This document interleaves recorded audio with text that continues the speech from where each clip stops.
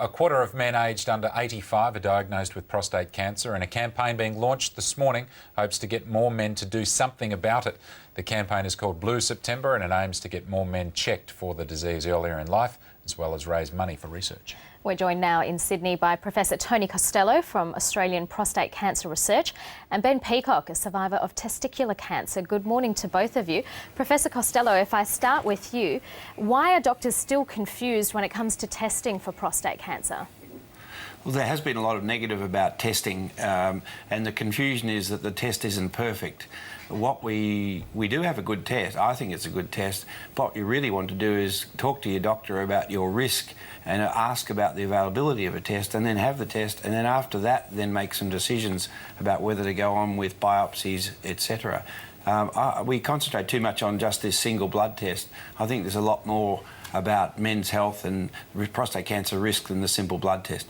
Because studies have revealed that something like 70% of GPs believe that prostate cancer testing guidelines are unclear. So what's being done to address that on the GP side of things?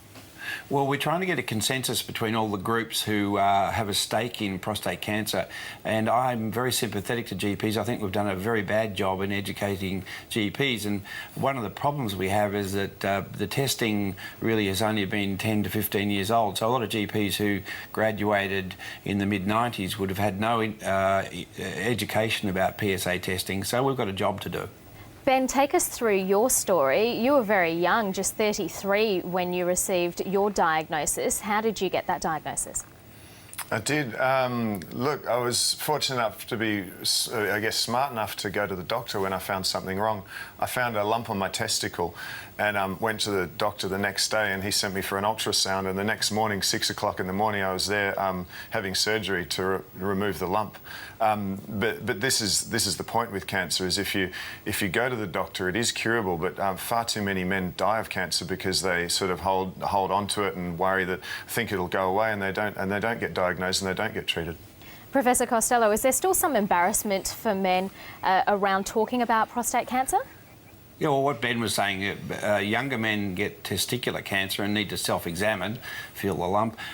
Older men, beyond 40, prostate cancer becomes a risk cancer for men, and there is some embarrassment about talking. Men don't like talking about health issues, generally speaking. They're not like women who have been used to health checks for all their particular conditions. Men have been traditionally shy about getting tested for prostate cancer. They get also all very embarrassed about digital rectal exam. Women can't understand why men should be shy when they have to be subjected to many things like pap smears and mammograms.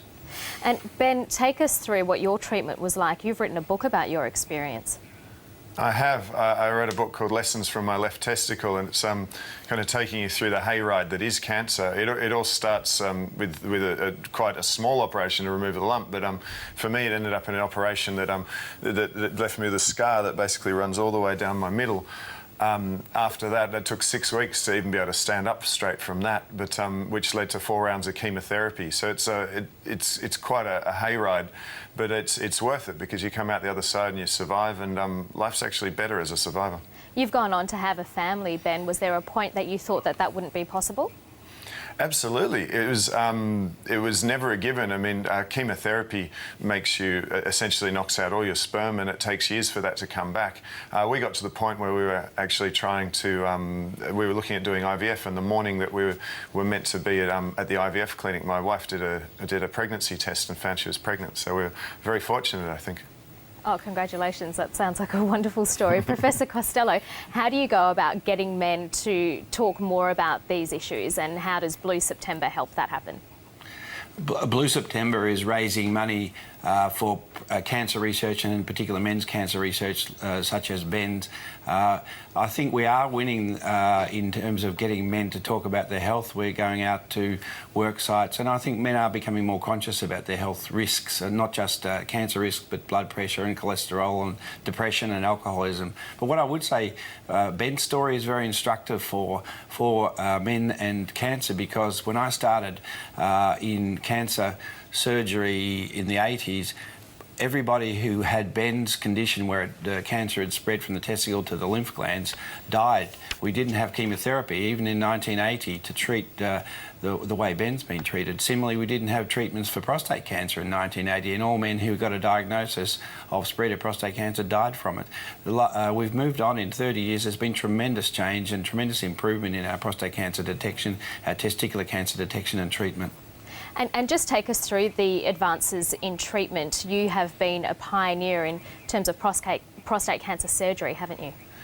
Well, in surgery we developed the technical aspects of what's called robotic surgery now, so where the patient can have surgery without the large incision that poor Ben had, and I sympathise with him because that's a real man's operation. So we can have a patient come into hospital one day, have his prostate removed and go home the next day. With the new technologies, Da Vinci robotic surgery has certainly revolutionised prostatic surgery, but similarly in radiation, the radiation techniques for prostate cancer have improved dramatically in the last 20 years. So the burden of treatment's much less for men now. Professor Tony Costello and Ben Peacock, thank you so much for your time and best of luck with the campaign. Thank you.